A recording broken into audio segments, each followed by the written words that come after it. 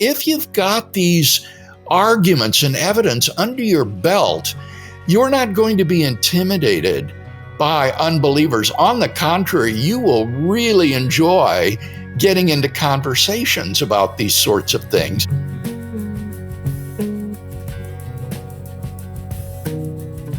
I've read several books by today's guest. He is one of the foremost Christian apologists and the head of Reasonable Faith, an organization that seeks to provide an articulate, intelligent voice for biblical Christianity in the public arena.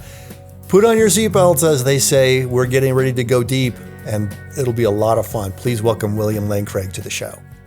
Dr. William Lane Craig, welcome to the Dr. Jeff Show. Thank you. Good to be with you. I've really been looking forward to this conversation. You're one of my favorite philosophers, one of my favorite Christian apologists. I was first introduced to your work years ago when you did a debate about God's existence at Willow Creek Church in the Chicago area.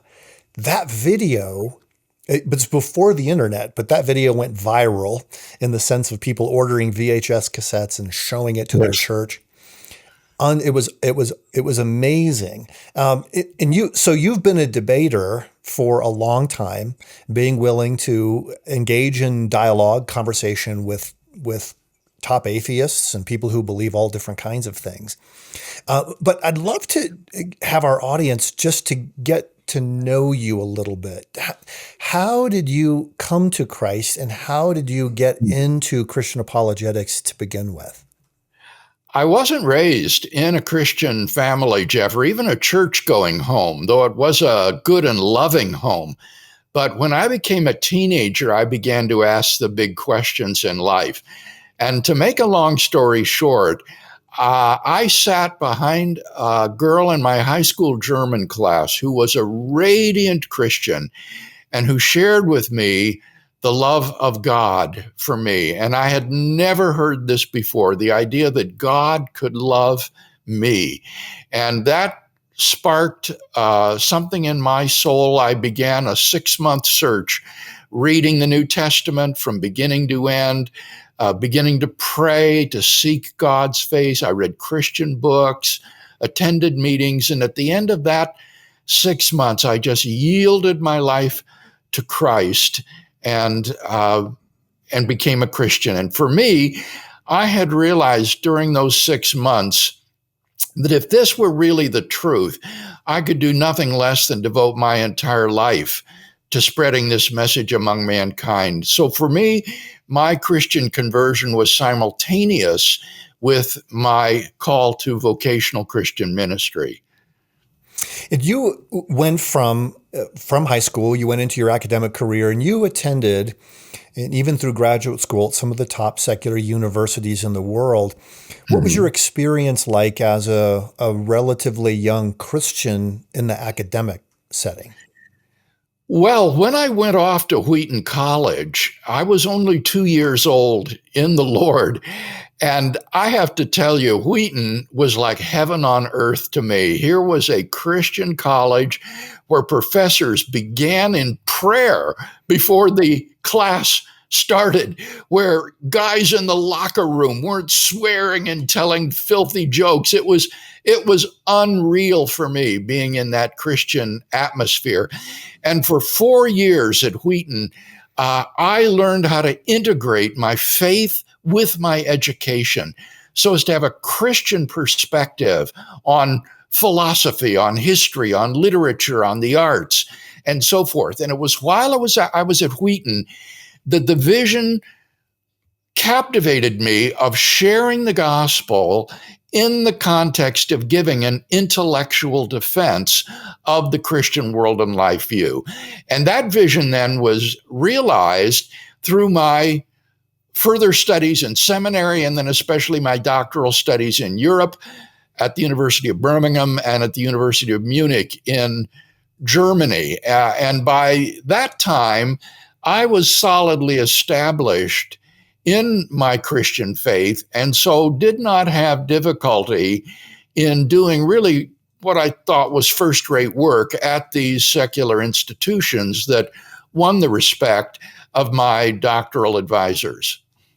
Bill, how did you get to the place where in giving an intellectual defense of the Christian faith, you decided that you would begin engaging in dialogue and debate with people who believed the opposite? Yeah.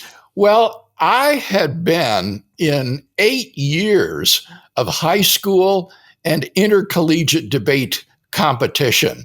I had no ability in athletics, but I could compete for my schools on the debate team. And so we traveled all over the country debating other schools. And when I graduated from Wheaton, I thought my debating days were over and done with forever.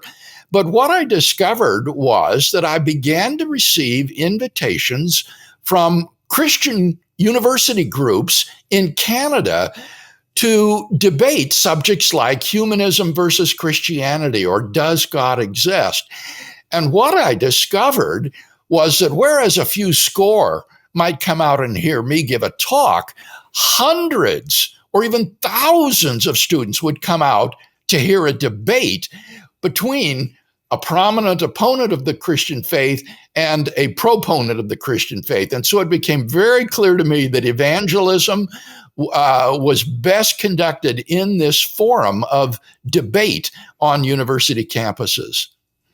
I would be curious if you have any advice based on your debate experience in high school and the university and debating people. And I appreciate you take seriously people who believe differently. And in your books, you do the same thing. You have a deep level of knowledge of their arguments ahead of time and engagement. But I think a lot of people who are watching and listening right now might be thinking, I'm so glad that he does that. But how can I have better dialogue around the water cooler or at coffee or in the residence hall at night? Well, I would encourage folks to have a kind of case for the Christian faith that they have memorized and that they can present to someone at the drop of a hat. So, for example, I have 4 or 5 arguments for God's existence that are very simple to memorize. They're only 3 steps or so each. And when someone asks me, why do you believe in God? I can say, well, I can think of at least 3 reasons God exists. And at that point, he's got to say, yeah, like what? And then I roll them out.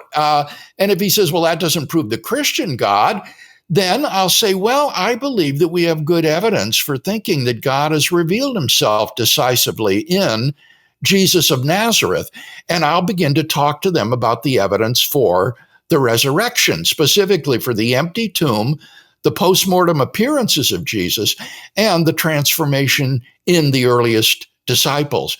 And so if you've got these arguments and evidence under your belt, you're not going to be intimidated by unbelievers. On the contrary, you will really enjoy getting into conversations about these sorts of things.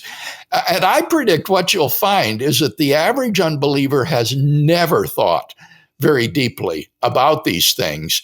And you will easily be able to carry the day in terms of the argument and evidence you present. Which gives you a tremendous sense of confidence when you know what you're going to say. And what appears to be spontaneous never is. I remember looking at the transcript of our the plan for a political convention once, and it said, after the candidate's acceptance speech, there will be a spontaneous 5-minute applause. Yeah. There's nothing spontaneous about it. You plan carefully. You think of what you would say so that when you give an answer for the hope that you have, it's not just off the top of your head or what first comes to your mind. And that's what 1 Peter 3:15 says we should do. It says, always be prepared to do this, which requires preparation in advance. Yeah. I'd like to turn our attention toward what I think is your most recent book, The Quest for the Historical Atom. And I'd love to dig into it. I know that all kinds of people watch this show, people who have been, their thinking has been framed by old age creationism, theistic evolution, young age creationism. And so there are lots of different viewpoints. And I love the fact that you open the book, The Quest for the Historical Atom, with this quote from Richard Everbeck. No matter what you say or write about the early chapters of Genesis, you are in trouble with a lot of people. Yeah, that's exactly right. And that's what I'm anticipating. But so far, the reactions have been pretty good. Well, if I could summarize the argument of the book, I would say that you frame it theologically. So there's a theological component to there's a philosophical component, there's an anthropological component to it, there's a paleo-neurological component to it. I mean, in other Yeah. words, you had to really know a lot about a lot of different fields of study to bring all of these things to bear on this question of whether Adam really existed. Yes, it was a real education for me, Jeff. I learned so much about paleoneurology and paleoanthropology and paleogenetics and all the rest of those things. But the order in which you listed those topics, I think, is important. It begins with what the Bible teaches. That's our authority. That's where our bedrock is. And then, having determined what our biblical commitments are as Christians, then and only then do we turn to the question of whether or not this is compatible with the findings of modern science. Yes, and I know we could spend hours probably talking about this, but I'd like to begin with a question I think is probably on the minds of some of the people who I know are listening and watching to this show, watching the show, is so why is it important theologically that Adam and Eve actually existed as people and not just metaphorically as a representative of human evolution? Well, for many Christians, say in the Catholic or Orthodox or Protestant Reformation traditions, who hold to the doctrine of original sin, the historicity of Adam is absolutely crucial, because if there was no such person, then the doctrine of original sin is just a fiction. And we can be held neither culpable for Adam's sin nor corrupted by it if there was no such person as Adam. Now, for me, Jeff, that's not a very important consideration, because I don't think that the doctrine of original sin, as it's classically understood, is taught in Scripture. I don't think it's there in Genesis 3, the story of the fall, or in Romans 5. But I do think that Paul commits us to the historicity of Adam, in that Adam was the floodgate, as it were, through which sin and evil entered the human race and then spread to all people. So it seems to me that we are committed to the historical Adam, not only by Genesis 3, but also by what Paul says in Romans 5. Now, if you then deny that there ever was such a person, this is going to have a major impact upon your doctrine of inspiration and upon the person of Christ. It will affect your doctrine of inspiration, because now you've got to say that the Bible teaches falsehoods, that the Bible teaches that there was a historical Adam and there wasn't. And so how are you going to adjust your doctrine of inspiration so as to allow that? That's a difficult process that I'd rather not go through. The other thing is Christ himself. If Christ is divine, then he must be omniscient. And that means, among other things, that he cannot hold any false beliefs. But I think it's very clear that Jesus believed that Adam and Eve were real historical persons. So if you say that Jesus was wrong in this, that he held false beliefs, how do you preserve his omniscience? And if you can't preserve his omniscience, how do you preserve his deity? So if we deny the historical Adam, I think this is going to cause major reverberations in our doctrine of Scripture and in our doctrine of Christ. It's so hugely important from a theological perspective for Christian doctrine, for our understanding of Christ's omniscience. And I know people who are in the sciences are now saying, okay, I get that theologically, but what I learned with my biology training was that that's not how history went. Is that really where the conflict is for most people? Oh, I feel certain that it is. I think that most people think that the first 11 chapters of Genesis, including the stories of Adam and Eve, should be read literalistically, as a straightforward historical narrative. And if that hermeneutical approach to Genesis 1 to 11 is right, that puts Genesis in massive conflict with modern history, linguistics, and science, and therefore occasions a real crisis for the truth and rationality of the Christian faith. So this really helps set up the case that you're making in the book, which is, as you look at theology and philosophy and various sciences, to help people understand how the biblical account of Genesis, I don't know if this is the best way to put it, is consonant with what has been the case for scientific investigation over the last 100 years or so that people have been thinking about this. Yes, I like that word, consonant or compatible. One isn't trying to prove the historicity of Adam and Eve. Rather, one is saying, given the biblical teaching that there were two and only two universal progenitors of the human race on this planet, is that in any way ruled out by the findings of modern science, or is that compatible with what we know of human origins on Earth? And the argument in the book is that that is compatible with what paleoanthropology and the sciences of human origins tell us. There's a lot to engage with in the book. And I would say it's written at a level where this is not your average bedtime reading book. Is that fair to say? I suppose so. Ben Witherington is a New Testament scholar at Asbury Seminary, and he wrote a review of the book, and he said, I had to laugh when on page 320, Craig says that this is a popular level book. He said, this is not a popular level book. He said, you theology students in particular are going to need to bone up on your science if you're going to understand and appreciate this book. So it's a book that is written for non-specialists, but I try to explain everything that I deal with so that those of us who are non-specialists can understand it if we take the time to work through it. So it doesn't bombard the reader with a barrage of technical scientific vocabulary that's unintelligible if you're not a scientist. I try to explain what each of these concepts means in a straightforward way so that I could understand it, not being a scientist myself.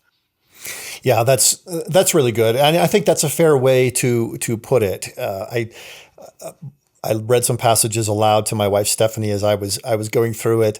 And she said, this is not my book. I said, but this is my book. I love this. This is, because it's so meticulous and you treat seriously the people who would disagree with your position. You outline their view and then you respond to it. Very much like you do in high school debate.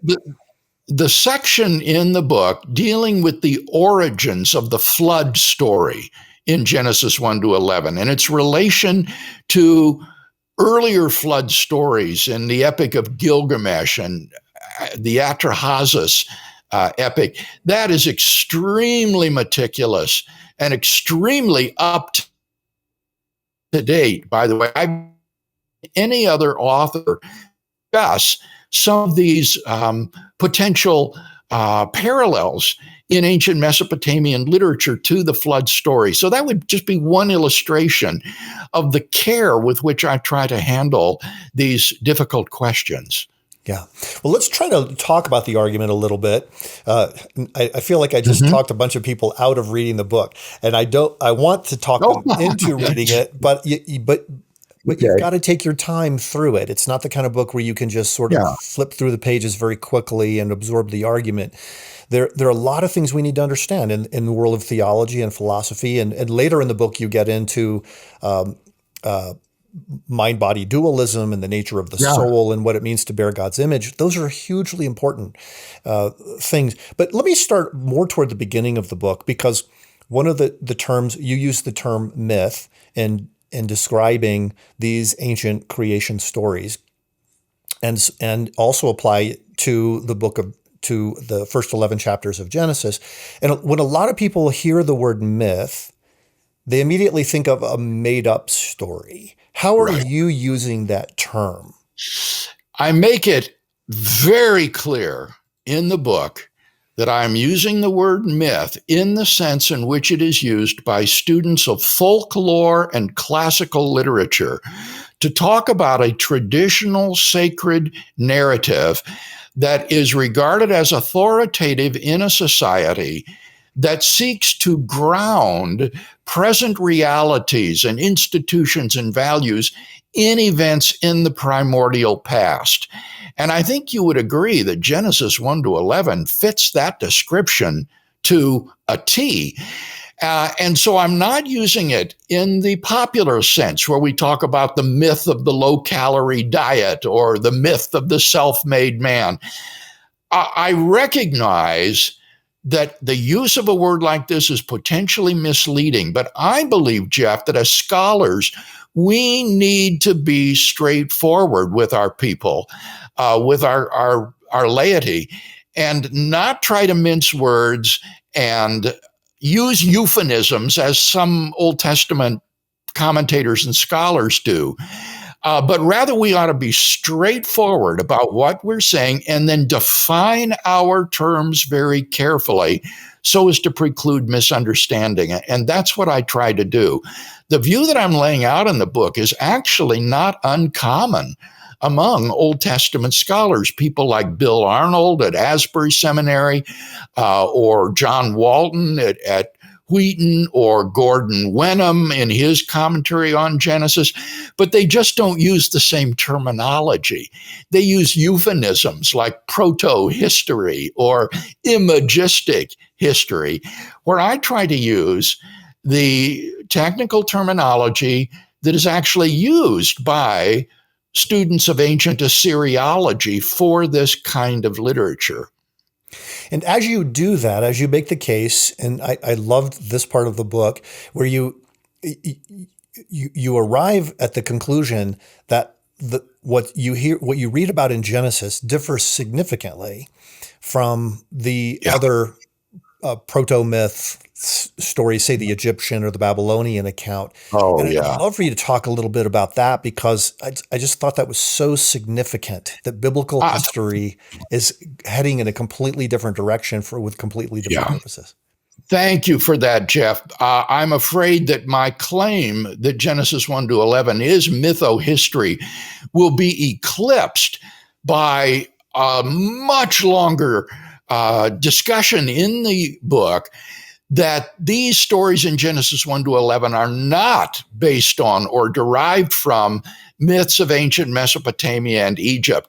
And frankly, as I worked on this subject, I was scandalized by the sloppiness of so many of our Old Testament scholars and commentators in thinking that, just for example, because in Egyptian mythology, darkness, primordial darkness is mentioned, that therefore means that Genesis 1:1 is borrowing from these Egyptian myths.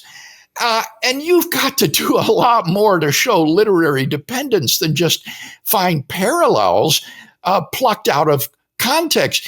When you look at myths throughout the world, the motif of primordial darkness is everywhere in ancient myths, in the South Sea Island Pacific myths, in South American and North American Indian myths. And yet it would be absurd to say that the author of Genesis 1 borrowed this motif from them.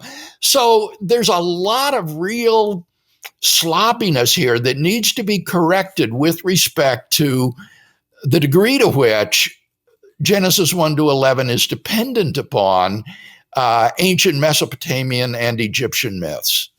What are some of the other things that we learn from the Genesis account about God, the nature of nature, and humanity that we wouldn't pick up from reading some of these other accounts? Oh, well, one certainly would be the transcendence of the creator God of the universe. The stars and the moon and the sun, the plants and animals, they're not gods. They're just things that God has made.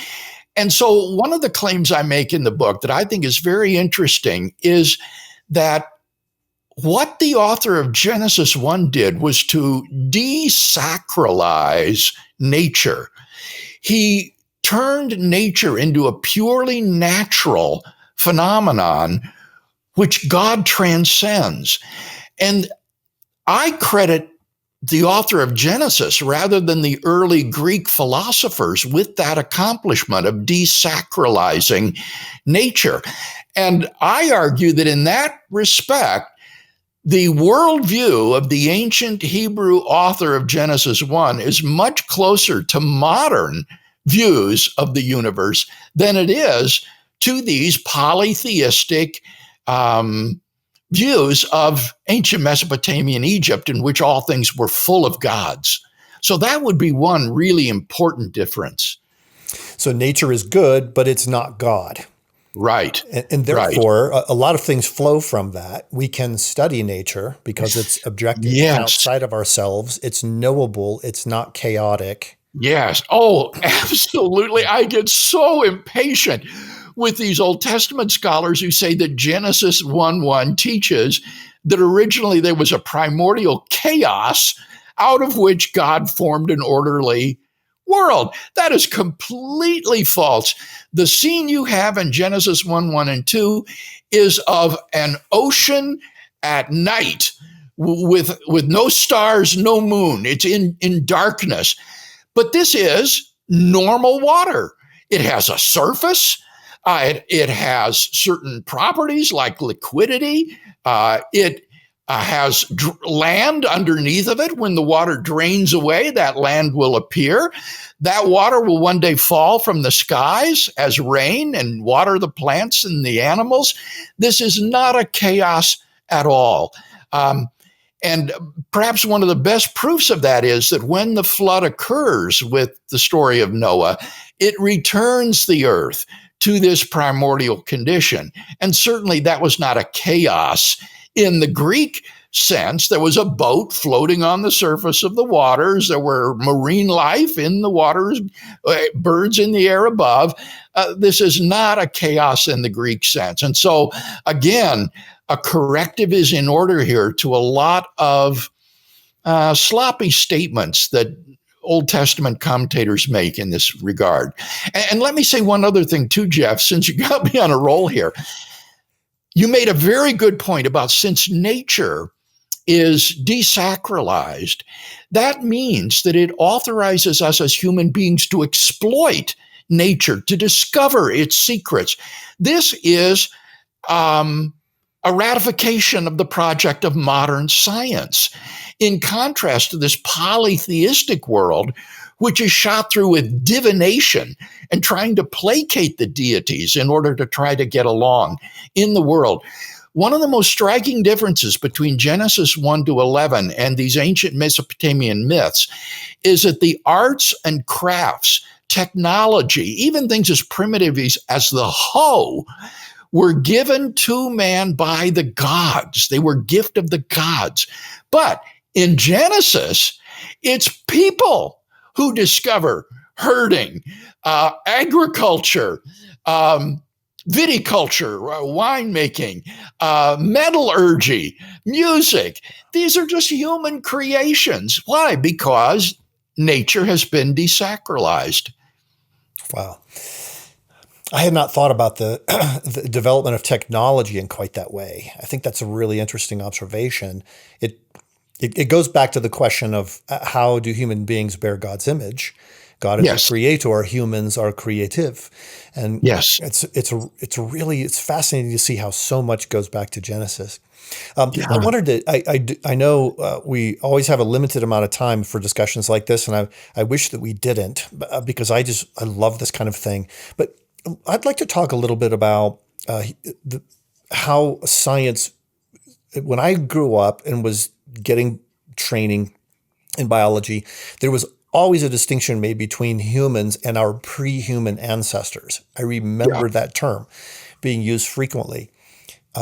You really bust that idea down in this book, and I'd love for you to explain some of what you found as you studied about Neanderthal man and so forth. Yes. Well, I think one of the central insights of the book is that we should not identify humanity with Homo sapiens.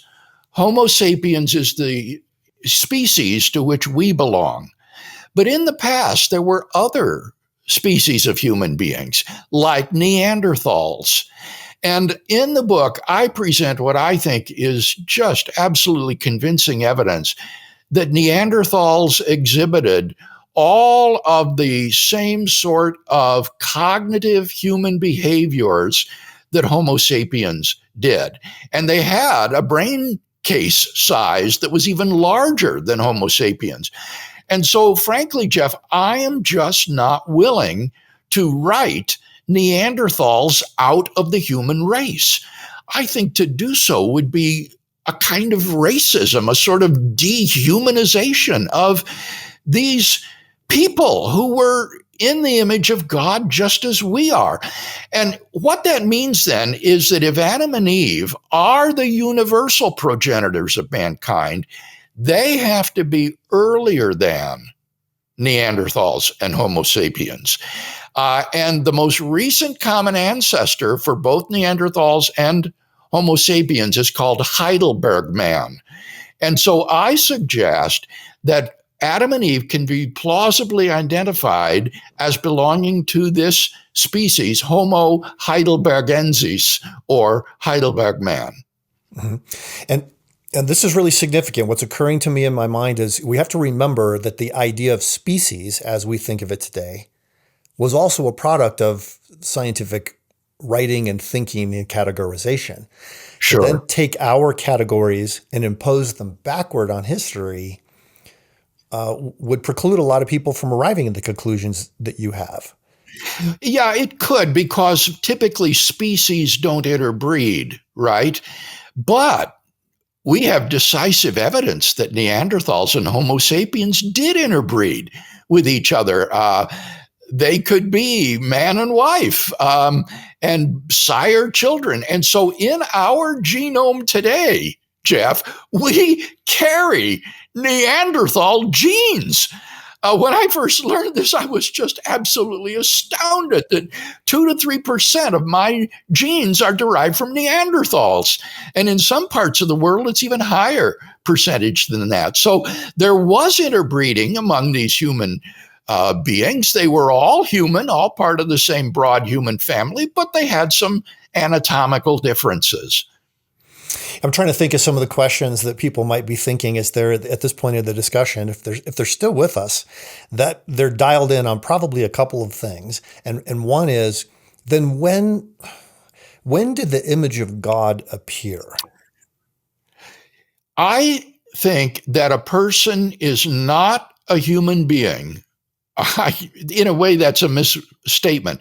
I think that an organism or a hominin is not a human being unless and until it is in the image of God. And that means it has to have a rational soul in order to be fully human. So whenever the first person created in the image of God, having a rational soul and able to know God, appeared on this planet, that would be the beginning of humanity in the proper sense of the word.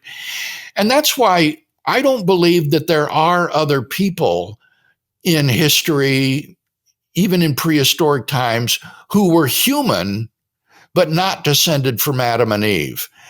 In order to be human, you had to be descended from Adam and Eve because they were unique as the universal progenitors of all mankind. They were created in the image of God, and it was their children then that carried that image forward. Can you talk a little bit about the in Genesis 2, when God created man and he became a living soul. Mhm. Because when I was taking a psychology class once, and it occurred to me, my professor is studying psychology, the study of the soul, but he does not actually believe in the soul. Right. So what are we studying here? And he said, we're studying the self. Can you talk about the soul a little bit, and sort of why that's really Yeah. significant to Well, Christian I theology? don't see body-soul dualism exegetically in Genesis 1 or 2. I think you have this very clearly later on in the Old Testament, certainly in the intertestamental period. And then by the time you get to the New Testament, the body-soul dualism language is just everywhere. And the fact that Paul can talk about an intermediate state between the death of the body and its resurrection from the dead at Christ's return shows that the soul can and does exist independent of the body. And I think that commits us to body-soul dualism. So in order to be the seat of a rational soul, the body has to have a nervous system and a brain that is sophisticated enough to provide the sort of substratum for thinking and rationality and moral agency and all the rest.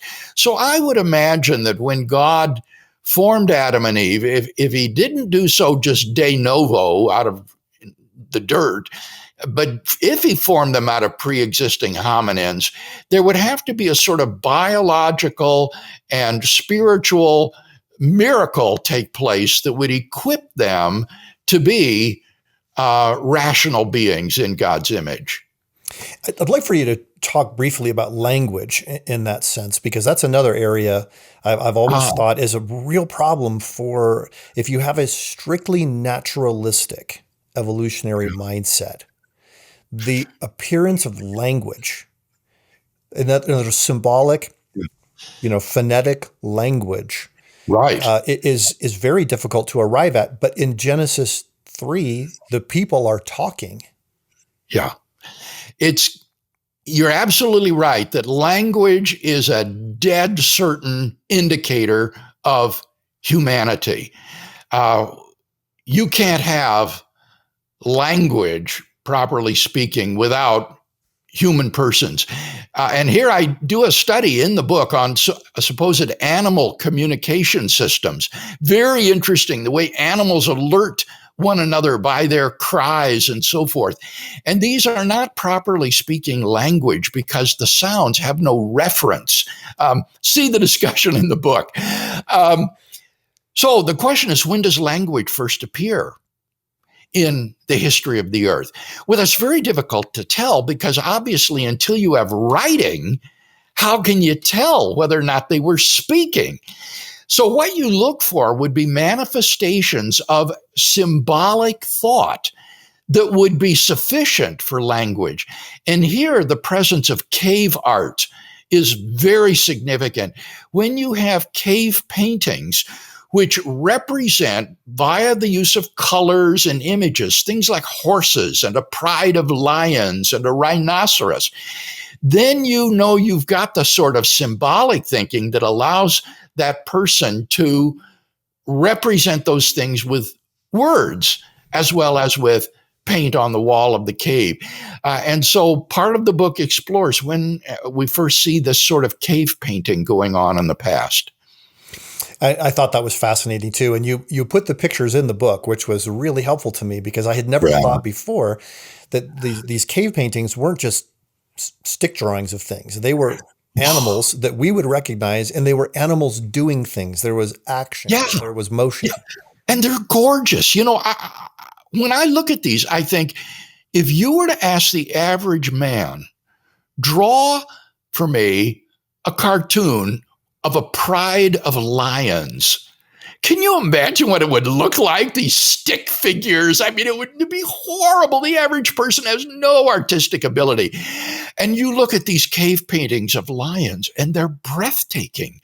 They are so beautiful. And They're even better, Jeff, than the pictures in the book, because unfortunately, the pictures in the book are only in black and white. Look at those things online in color, and they are dazzling. Wow.